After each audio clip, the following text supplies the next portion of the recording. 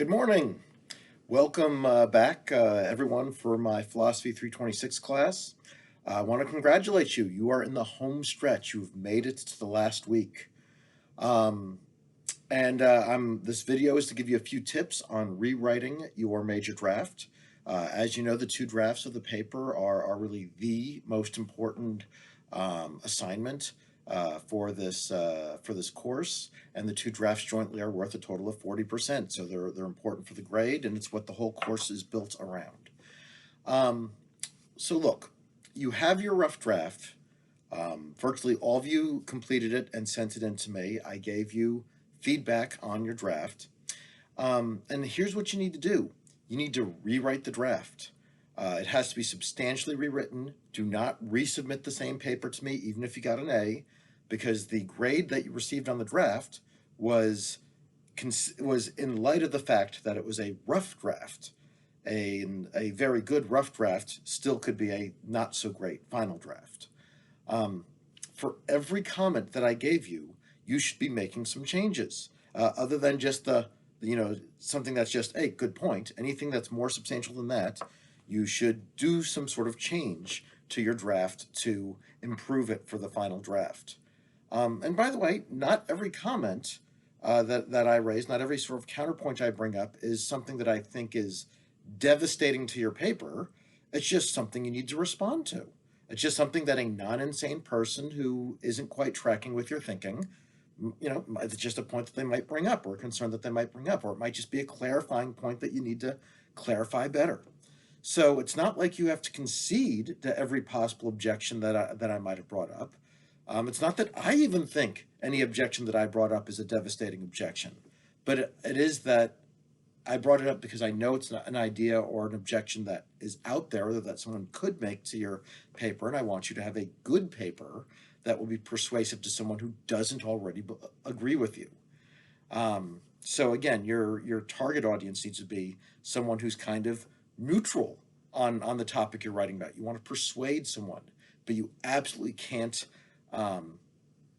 write the paper under the assumption that they already agree with you and will just agree with every point.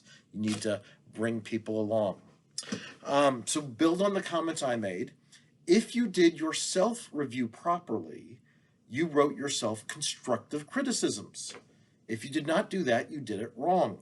The point was to look at your paper in a somewhat detached way and try to say, what here needs clarifying, what here needs improving. If you got defensive and you just doubled down on everything you said, you're not going to improve your paper very much. And look, there's no shame in having to rewrite something. Anything I publish gets rewritten 7 to 10 times. That's a lot of rewriting. And that's how things get good, if you're willing to make changes and reconsider better ways to say things, better ways to organize things again and again.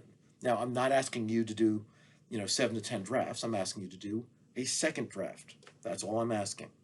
But I am asking that you take the second draft seriously. So build on my comments. Hopefully you came up with real substantial comments for yourself. One thing that's expected in the final draft that was not expected in the rough draft is what's called an objection. You need to come up with a good concern about why your main thesis might not be obvious to everyone.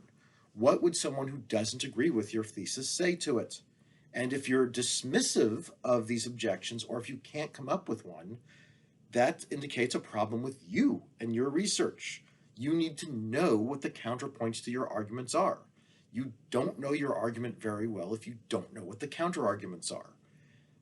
So to get a really good argument, you need to identify the best of the objections to your view, and you need to address them.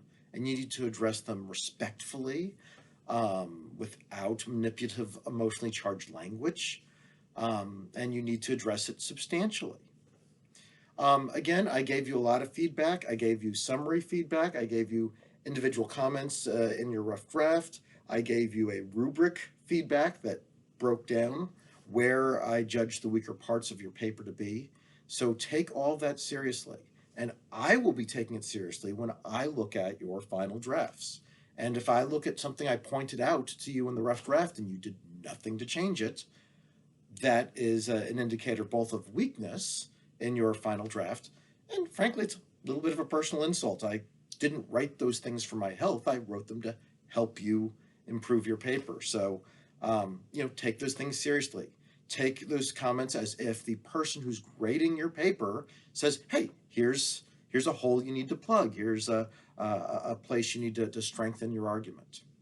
All right, so those are some reflections on things you need to do to push to finish the final draft. Make sure the final draft is of appropriate length, which is now 12 pages, not 10, the way the rough draft was. Be willing to remove things from the rough draft to get a more focused paper. Make sure your paper is consistent now. Make sure the introduction matches the paper you actually wrote. Make sure the conclusion matches the paper you actually wrote. Make sure the argument consistently supports the thesis that you brought about in the introduction. All right, well, that's it for this video. There'll be another one soon. Take care.